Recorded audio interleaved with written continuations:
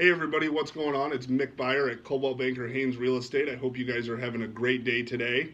I wanted to bring this video to you because I think it's probably the most important video that I've made so far, especially for homeowners and people who are thinking about buying a home in the future. We're going to talk a little bit about how to keep your home as an asset and not turn it into a liability, okay? So first, let's talk about what an asset is. So an asset is anything that brings you value either personally or financially, okay? A liability, on the other hand, is defined as an economic sacrifice for future endeavors, okay? I know that's a little bit complicated, but basically look at a liability as something that I have made a promise to pay back, and I'm securing that with either my own money, a house, a car, something like that. All right? So a liability is going to be a lot more risky than what an asset is. Okay? So when we go out and we purchase our home for the first time, we generally make a down payment on that home, and we're making our monthly payments on time, and that's going to include some principal and some interest in that payment. Okay? So when you make that payment, you are slowly paying down that principal after you made that big initial push with the down payment. Now we're making small monthly pushes on the principal to get it down.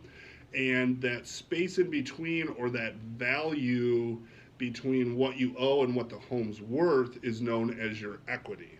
Okay? So when you sell the home, the equity gets returned to you in money that you can use to buy a new home. Maybe you want to use that cash for something else, but there's a little bit of equity built into that home depending on how much you put down, how long you've lived there, et cetera, et cetera.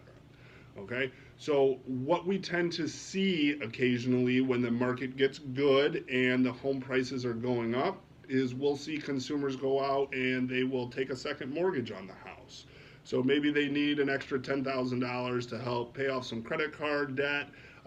They've got a car payment that they're just itching to get rid of. Maybe they've got some student loans to take care of. So we're going to take like $10,000 on a second mortgage, and we're going to go over here and we're going to pay off some of this high interest debt that I've taken on because I was fixing up the house initially, and work wasn't going so great, so we had to use some of the credit cards. That's fine. Everybody has that, right? So we're going to take out a little bit of equity or a little bit of value from our home to go, and we're going to pay off some of these debts. That's great because now we're stronger on a monthly basis and we still have some of that equity left.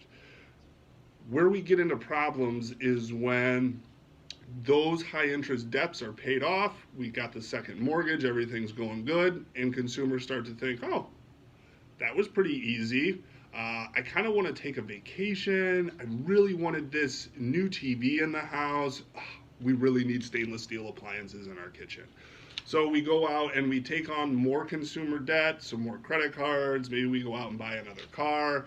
And in another year or two, we're looking at our monthly and we're saying, geez, things are a little bit tight. Let's go take out another mortgage on the house to help pay this stuff off again. All right. So now we've got two mortgages on top of the original one, and we've got very little equity or very little value left in that asset. Okay. Now what happens is this asset is starting to become a liability, okay, because a small downturn in the market could bring that to where your debt to market value is almost equal. And then if there's a job change or something else, life happens, right? Cars break down, things break inside of houses, things change at jobs, right? So now all of a sudden, when you really need that equity and you need to try to sell the property, you're only going to be able to break even, or maybe you might end up having to bring some money to closing in order to cover the liabilities that are on the house, all right? So in that case, we have actually shifted our property from being a valuable asset to us to now the home's a liability because we've got a couple mortgages on it. The market has turned, so it's not worth as much as it was before, and it really doesn't become a sellable property at that point. So I know that's kind of some tough stuff to think about, and it's always tough to have that financial discussion, especially when it comes to your home and how you're spending money. But I want to make sure that my clients, my friends, my followers are aware and knowledgeable about the situation so that they can try to avoid putting their house in that liability basket, okay? Let's keep that primary residence as an asset. Let's keep paying down that principal and interest, okay? So that when you do need to go to move or you're ready to downsize, that you've got a little bit of cushion in there and you're not over here in the liability world thinking, oh my gosh, what am I going to do because all of the value we have in the house is already locked up with other creditors.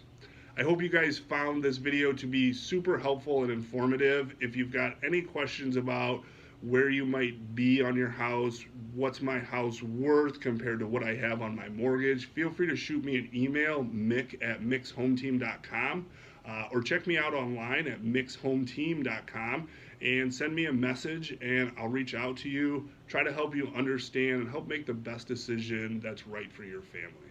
Have a great rest of the day, everybody. Bye now.